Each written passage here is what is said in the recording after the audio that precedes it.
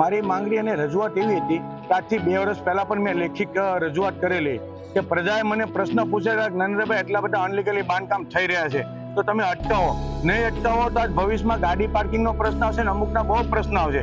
ત્યારે પણ મેં રજૂઆત કરેલી હતી, બરાબર, પણ એનો કોઈ પ્રશ્ન હલ થયો નહોતો. ત્યાર પછી દિવાળી પહેલા પણ મારા ઉચ્ચ અધિકારીને રજૂઆત કરી કે બેન તમે આ તાત્કાલિક પગલાં લો, નહીં પગલાં લેશો તો ખરેખર મારે આગળ પ્રગતિ કરી અને આગળ મારે અરજી લેખિતમાં આપવી પડશે. ના છૂટકે ના થયું એટલે મારે લેખિતમાં મેં અરજી રજૂઆત કરેલી છે. રજૂઆત કરવાનું કારણ એક જ છે કે આપણો સરકાર રાજ્ય સરકારનો ઇમ્પેક્ટ ફીનો ફાયદો લેવા માટે પ્રજાને 2022 પહેલાને જે કંઈ બાંધકામ થયા હોય એના ફાયદા માટેની ઇન્કમ ટેક્સનો કરેલ છે.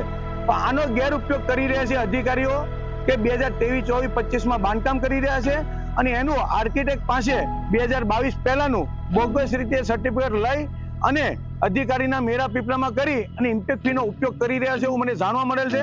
ને જો આ રીતે જો કામ કરવું હોય તો આપણે પ્લાન પાસની કોઈ જરૂર નથી. આમાં ખરેખર જે પ્લાન પાસ કરી રહ્યા છે એ વ્યક્તિ હેરાન થાય છે અને અનલીગલી બાંધકામ કરે છે એને કોઈ વાંધો આવતો નથી.